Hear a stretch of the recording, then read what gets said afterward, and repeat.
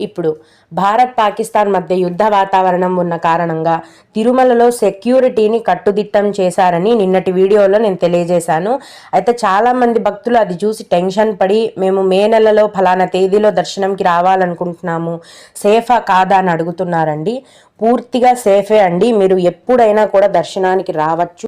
అక్కడ యుద్ధ వాతావరణం నెలకొన్న కారణంగా ముందస్తు జాగ్రత్తగా అన్ని పుణ్యక్షేత్రాలలో కూడా ముందు ఉన్న సెక్యూరిటీ కంటే కూడా మిలిటరీ వాళ్ళని పిలిపించి ఎక్కువ సెక్యూరిటీని టీటీడీ వారు కల్పించారండి.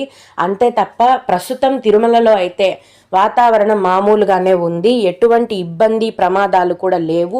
రోజు కూడా మిలిటరీ వాళ్ళు భక్తులను చెక్ చేస్తున్నారు, అకామిడేషన్ రూమ్స్ని చెక్ చేస్తున్నారు. ముందు కంటే ఈ విధంగా సెక్యూరిటీని పెంచారు తప్ప ప్రస్తుతానికైతే ఎటువంటి ఇబ్బంది లేదండి.